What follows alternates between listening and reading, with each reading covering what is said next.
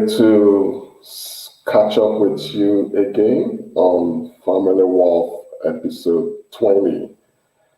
I always say that the number of episode is not the main thing, but it's quite interesting to know that we've come a long way. And I am so grateful for those that keep joining me in the conversations, those that add their voices to this space. I do not take it for granted.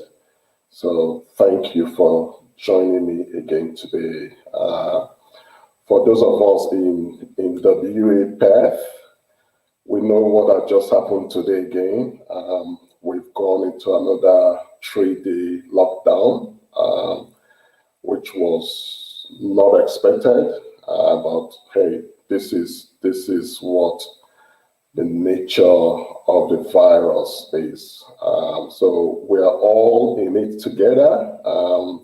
Via this platform, we do pray that every family will be okay. Those that need to test should take action immediately. But beyond just the test and everything, we do exercise our faith to say, yes, everyone will be okay. Thank you for joining me once again. Now, it's all about family wealth. That is our key jargon, that family is worth it. We always try to make this point clear from the beginning, even for those that will join and see this later, that we try to be as inclusive as possible, because it's about humanity, it's about people, it's about families. But we make it clear from the onset that we take our key references from the Christian worldview. One of the reasons is just because of the nature of the topic. Family topic cannot be left to chance. It cannot be left to just any interpretation for that matter. So that's one of the reasons we do that. The Christian worldview, the 3 cardinal anchor for family wealth, as shown: love, hope, faith. Those 3 always go together to ensure sustainability of families, for any individual for that matter, but even more so because of our interest, families. Now, wisdom is another key thing for us, and then balance. Those are some of the key values that the family wealth is based on. Today's topic is equally as interesting as previous episodes. It's about considering the bigger picture for sustainability of the family. And the reason we are doing this, really, families are going through stuff. I know for some people that is an understatement. I am not immune as well. Families are going through hard times. Now, I don't want to make that an all-inclusive statement. Some people are having it right. Some people are having a marvelous time with family relationships, and we do celebrate those as well. And that is our major aim and prayers, that families will enjoy their relationships, because that is the whole essence of family. It was meant, and it's still meant, to be a place of safety, a place of belonging, a place of letting down your guards and being who you are. So that is what, irrespective of whatever any of us may be going through, it doesn't change what family is all about. Family is worth it. So wherever you see this later, please give us a shout. We know that some people prefer to see the post-production, and that is the value of doing this. Of course, we cherish when there are live attendance, so we can actually converse, because that was always the whole idea. But we do appreciate that people have other things going on in their lives. So, but later on, when you see this, let us know. We appreciate your feedback as well. And keep in touch. Keep in touch. Subscribe to our channels for ongoing updates. But like I said, today's topic is really around that whole narrative of what more can we do to ensure sustainability of the family. And I'll bring the flyer. Maybe this will paint the picture better. It is not all as it seems. I did not show this image intentionally to try and look for gossipers or point my fingers at anyone in particular. No, that's not the whole idea. But these things happen because we are social human beings. People talk, but the key focus is really, it is not all as it seems. So even when we talk, we need to have that behind our mind. Even when we share, because we need to share burdens sometimes. We need to receive counsel. When you're going through stuff, it's not good to go in through some stuff alone. So you need to be supported. But when doing that, remember that it is not all as it seems on both sides. The person that is helping and the person that is in it. So we really, today's topic is directing us to look at a bigger picture all the way, because it does help with sustainability, as we'll see later. So really, it's all about that topic today. Let's consider the bigger picture, like we always do in this program, because we know when you talk about some of the deep aspect of life, sometimes it triggers some emotions. Some of them may be quite deep, that you need to talk to someone. Lifeline Australia, they deal with cases like that. They are trained and they're professionals.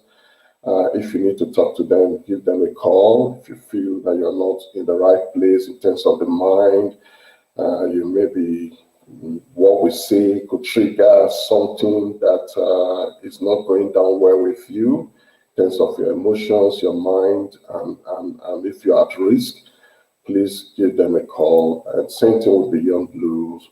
Beyond Blue is really good with suicidal thoughts, suicide ideation. So just give them a call. Domestic violence, of course, we're against that in this program. Headspace is for youth in Australia, and of course, kids helpline as well. But just going back to our topic, we always like to get past those protocols because they are very important, so that people know where to go to if they need further help that we may not be equipped to offer. So today's session is really all about, it's not all as it seems. Consider the bigger picture for the sake of family. And I mentioned it in passing earlier on. And it is a fact, it's a statement of fact. Research is showing it, the stats are there. Personal experiences for those that are courageous enough to own it. And, you know, the world as a whole is groaning in pain. And of course, families being part of the ecosystem, they would also feel the pain as well. And in family work, our focus is family. We know the world has a lot of issues to deal with. And again, I need to state it clear. Some people may not be having issues. You are so blessed. That's fine. So that it doesn't look like an over generalized statement. But we know that the family institution, the unit as it is going through some changes, if I may put it at that basic level. It's going through some challenges, and particularly in the West, we know that, but it's global. It's not just in the West. And when we do family work, because I'm also involved, I know where I'm coming from, being an immigrant family myself, there's also that peculiar challenges that is associated with that cohort. Because when you shift virtually everything, your life, your family, your career, when you shift from one location, from all you knew to a new place entirely, it impacts families. And the experts know this. Individuals know this. I'm a family person. I know this. I'm an immigrant. I know this. Definitely, I know it. That without falling into the risk of blaming everything on immigration, but we do know that there are some peculiar challenges that came with that. And they need to be addressed. They needed to be dealt with. People needed to be supported just because of those challenges. And I'm happy that all key stakeholders are beginning to recognize that. But family work, we're just trying to contribute our little bit, especially in the aspect of conversations.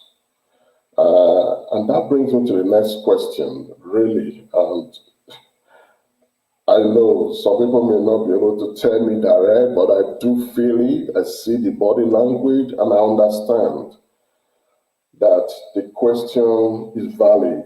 Why am I doing this? Why bother?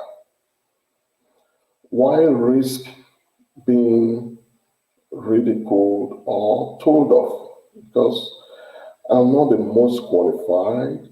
I have a few other things I'm doing. I have stuff as well going on in my own life. So why should I be doing this? And why should I feel qualified to be doing this? So answering that question could take a lot. But I just want to say, maybe, I know some people say you don't answer a question with a question, but just allow me. What would family look like in 50 years? What will it look like for you, for me? What will it look like in the West, considering what's happening around us? What will it look like for Christians? I don't want to boast that I know about many other religions too much. I am open to conversations. We need to be more, at least for the sake of living together, we need to be increasingly tolerant for conversations. So this is one of the reasons that gives me that urgency when I put on my heart of a visionary, when I put on my heart of a lived experienced person, when I consider where I'm coming from and now, I feel a sense of urgency to at least just add to the conversation. There's no harm in talking, provided you talk well. I'm not a psychologist, an expert who address family issues, but family work, again, commonly driven from the Christian worldview, it's just adding to the voice of urgency, the voice of reflection, the voice of considerations. That's why you find most of our topics are around the narrative of consideration. Can we consider? And 30 minutes, 45 minutes, 1 hour program is not going to solve the world. But I always hope that when I share like this, including myself, I reflect, I think, I consider. So really, I don't know whether we need to debate that, but the world is groaning, same with families, individuals, nations. I don't even want to start talking about what is happening around us now with COVID, the whole mental health of families and individuals in them, the rate of family disruptions, whether separation, divorce, just even not even with spouses alone. What about parent and child? There's just so much happening, and that really families are also caught up in it. So going back to the question of why bother, I always like to reflect on this story, which is found in the Bible, but I know that anyone can relate to it. When that lesson, which is also a moral lesson, but we believe there's a spiritual dimension to it, when it says, yes, there are occasions that demand that you leave the 99 that are doing well and go care for the one back to life. And that's why I acknowledged from the beginning that there may be 99 that are really having a great time. This kind of conversation will be noise to them. Everything is going perfectly well with their families. Yes, when they look into 50 years in terms of family narrative, they are comfortable, they believe everything is okay. And that's good. And it's good to have such reference points. And we are all in it together, whether you're having it the best. But there may be that one who needed to be encouraged, needed to be inspired, supported, that are caught up in the groaning I mentioned, in the whole issues. And many times people are driven to the extreme. We've seen very high cases of, in terms of the trend of domestic violence recently. Some of them are even beyond imagination, really. How could family situation drive people to that extent? The other day I was listening to 60 or watching 60 minutes on TV, and they brought a story of a man who did intentionally went on procuring, buying a gun, going for the training, being skillful in avoiding police stopping him, and then because the ex-estranged or ex-wife or ex-partner has taken the children away, he actually did something bad, and I don't want to even go there because talking about it itself, it's confronting again. But the question becomes, what could drive someone to that extent? And I know that the psychologists will have explanations. It's good to have them around. But I also know that it calls for early front-end interventions.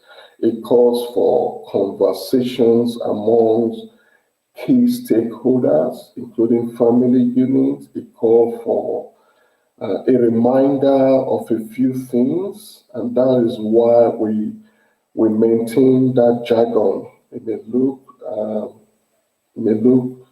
may look simple, but family is worth it. the value of family is high. That's why we do that as well. So we're hoping that people will be cared back to life. I don't know how that works out in details. And when we do what we do, we try to be intentional and to be helpful. And we leave that judgment to others. So yes, we need to do a bit more, and that's the space we are in. I saw I was in a congregation when this clause was used, so I must give credit to Kingdom City. In the midst of all this chaos, it is so important to see the good, to see the unseen, and to see the beyond. Now, there may be a school of thought that for you to be able to do this, you need to have gone through some kind of religious reawakening. I don't want to go into that in this medium, but the key principle here is that it is not all as it seems. However bad, however challenging the situation could be, and some could be quite challenging. I can relate to some myself. So, however trying and traumatic, allow me to use that word, that the situation in the family may be, we need to see the good. We need to see the unseen. If you don't get these, then maybe it's a time to reflect deeper. Because some of you may be asking, how can I see the unseen? How can I see the beyond? So I'll bring back this picture again. So just talking about these people here, and these two people who represent many characters in a particular scene of the family. But if they are talking about family situation here, can they try to see the good?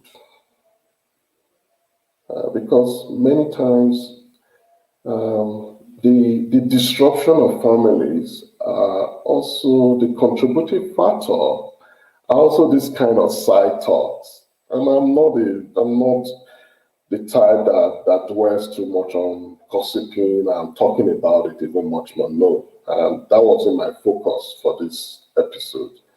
But I'm just trying to highlight the fact that it is not all as it seems. Of course, the classical iceberg illustration, what you hear at the surface is just superficial.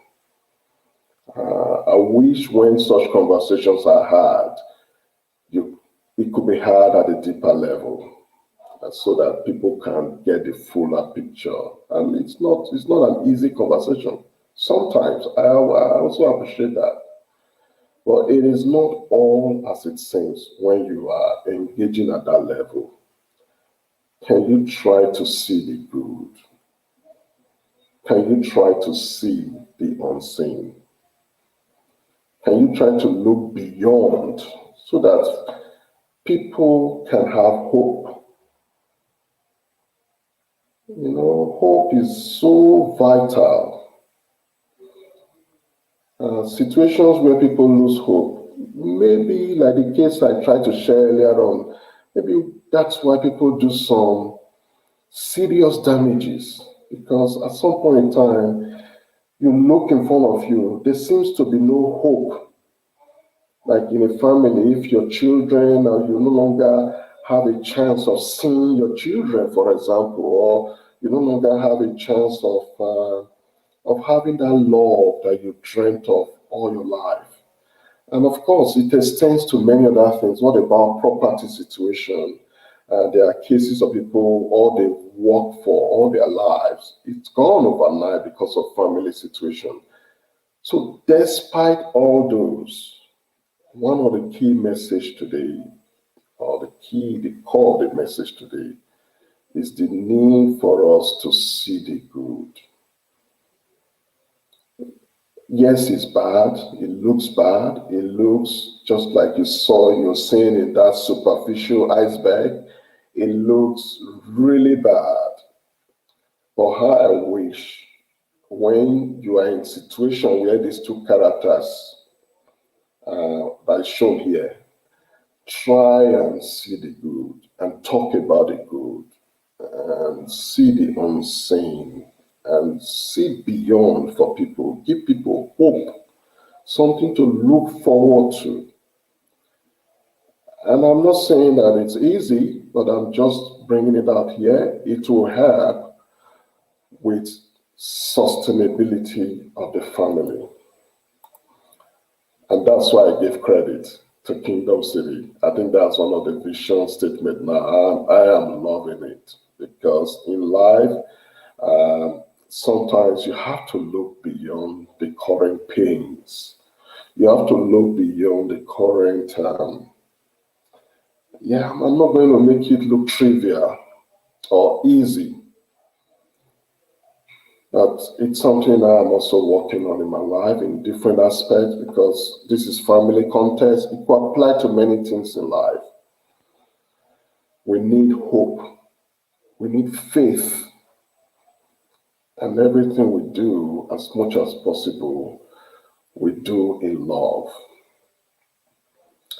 So yes, it's not something that can be addressed and sorted out overnight within a 30 minutes or 45 minutes live stream, but hopefully when we see this, whenever we see this, we can reflect, we can think about it, especially in the family context, especially when I shared earlier on that family is in the ecosystem of the world that is groaning, that is going through tough times. And that is why we need this even much more for the world that we are in. I'm working on it myself. And many times you think you're doing someone a favor when you are able to bring yourself to this kind of context where you can see the good in things, however bad they look. When you can look beyond the superficial and when you can see hope, even when there seems to be no hope. You could be doing it for one reason. You find out that when you get the principle, when you get that how do I put it now? When you get it right, you can apply it in many other aspects of life as well. So going back to the narrative, people talk, like the picture I showed, we are social beings. I get involved as well sometimes. We're human beings. Sometimes you just feel like talking. And many times you talk more, maybe too much, or too little, depending on where you are at. But the question becomes, in the context of that, seeing the good, seeing the unseen, and seeing beyond for hope, how helpful is your talk? How helpful is my talk? Where do I leave someone after I've talked? Do I fast track the family disruptions?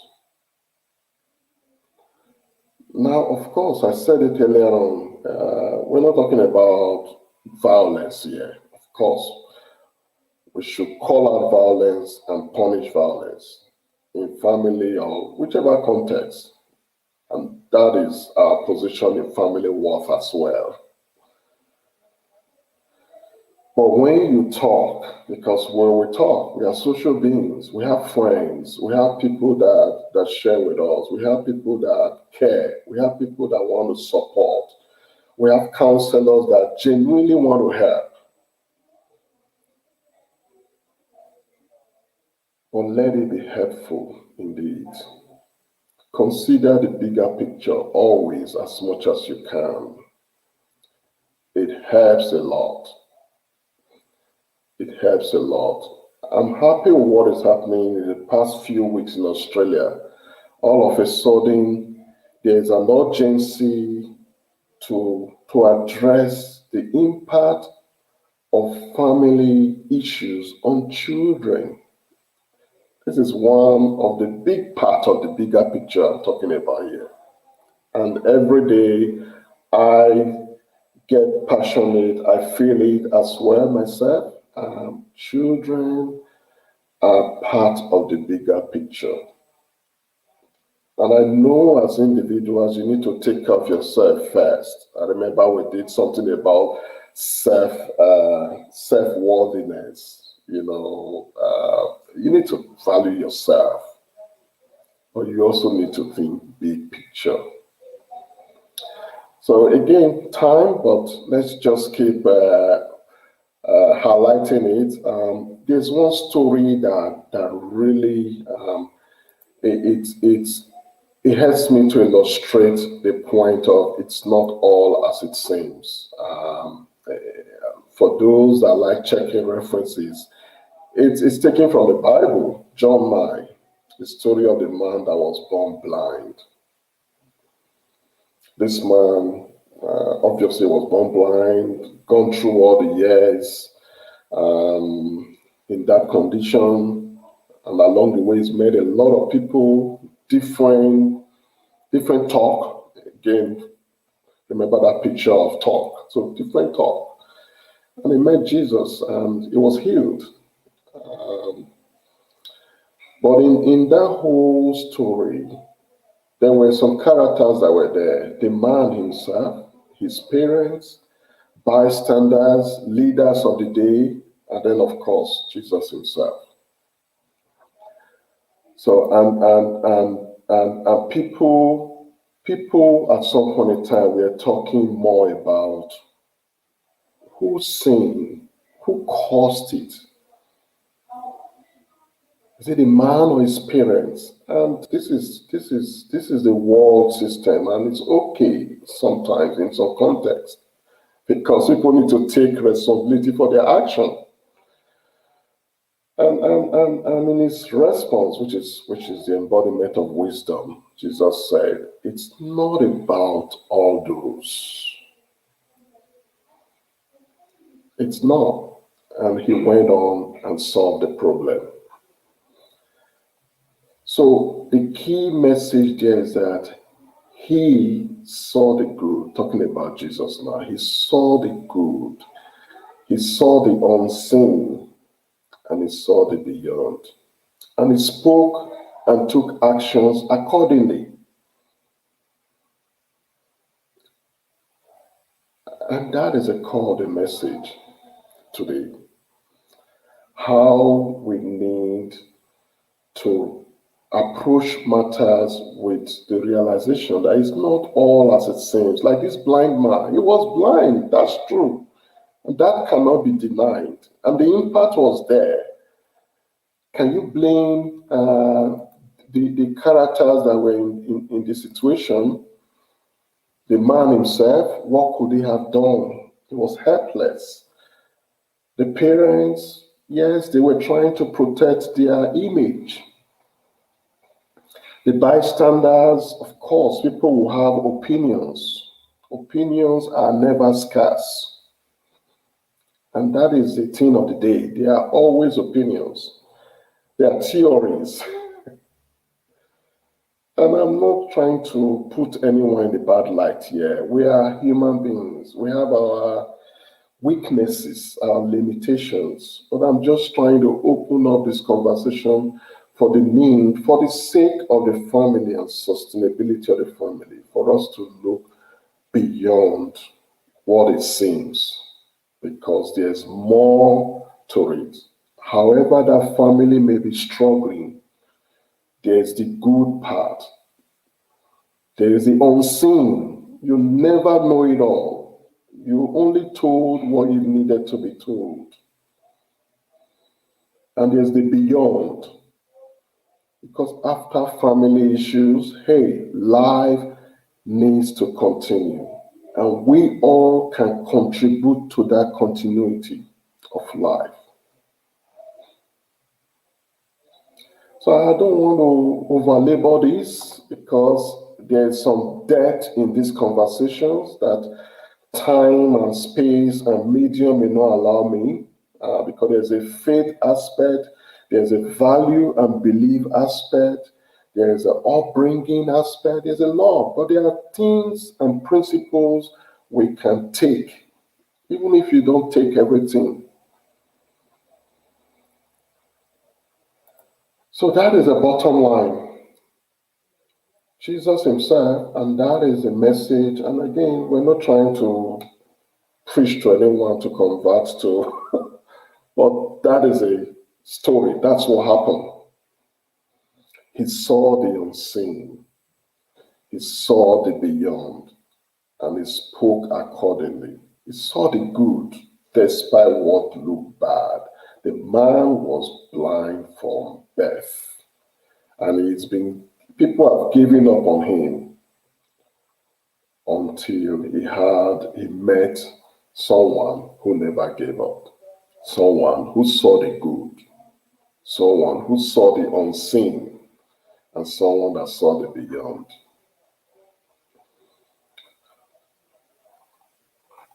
I did say that this is not meant to make it look like there's someone, it's meant to attack anyone. It's just considerations for family sustainability. That's the topic. It is not all as it seems. And we all can help. Families that are going through stuff now need to heal, need to recover, need to live. Unfortunately, many never survive, and we can either contribute to that or not, or at least contribute to the recovery, contribute to the healing, and contribute to sustainability, especially if we can look beyond the scene, what we see. I know someone has stayed with me. I don't know who that person is. But when I do this, I really appreciate to see that someone has taken the pain to just stay there. And I like to acknowledge them. So I would just like to acknowledge you. I appreciate you staying with me. And I wouldn't mind if you could chip in something, because I want to round it up now. I want to try and make this as short as possible, because it's not how much you say, it is how much people take it from there and reflect on them. So please, if you don't mind, if you're comfortable with that, just put a bit of comment there. Let me know who you are. Let me know where you're from. Let me acknowledge you. And maybe you can chip in something. It was meant to always be conversational. So what do you think about the discussion so far? Because you've been around for a little while now. What do you think? Why we bring this to a close? But whether you're right or not, I appreciate you. Thank you for staying with me on the program today. So yes, Phil, wow.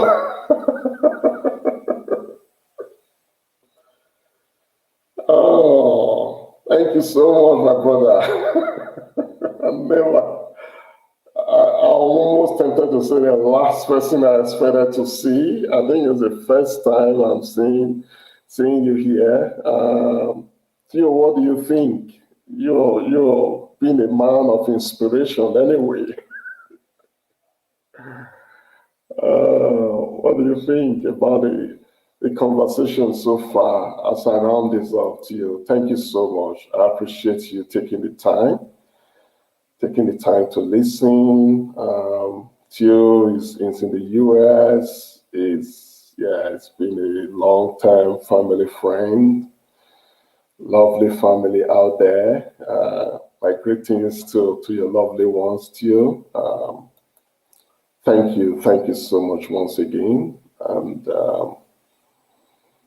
yeah, thank you. I was expecting to hear a bit from you, what you thought, but however, I really appreciate it too. Thank you. Baba Tio, that's what I call him.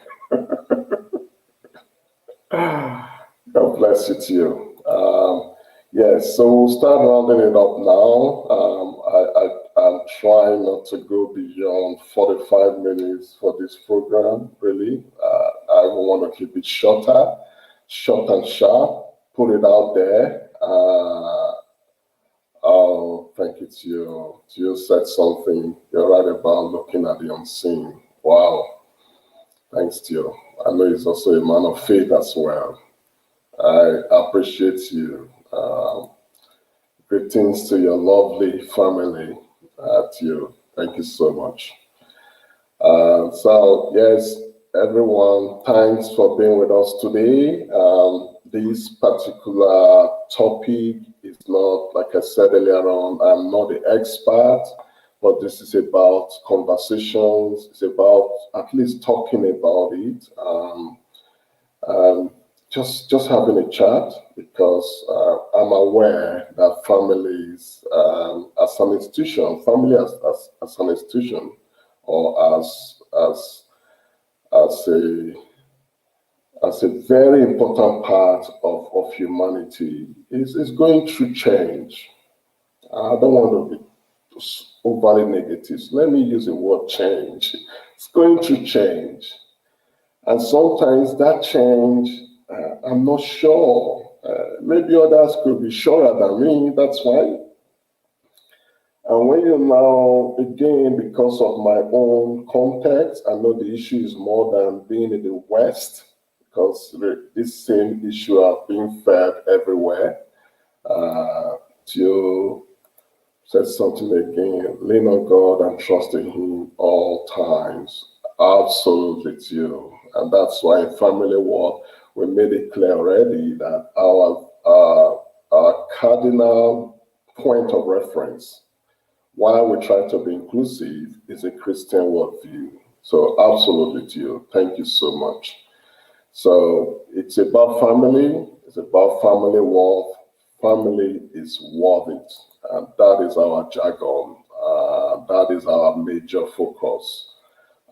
So thank you. When you see this later, give us a shout.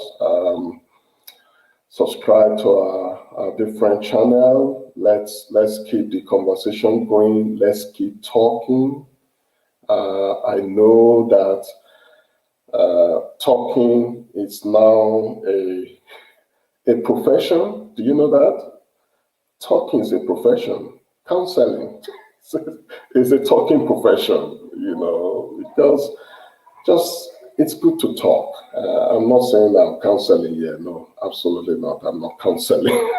What when you bring something to the surface, at least, of course, do it in a helpful way. Do it in a safe way. It does help. At least to go back, like what I've said today, you don't have to take everything, but go back, reflect on it, and I'm open to feedback. Say, hey, you could have said this differently, you missed this. We're all humans, but we are in this together. So thank you for being with me, and I look forward to seeing you next time. Thank you. Bye-bye.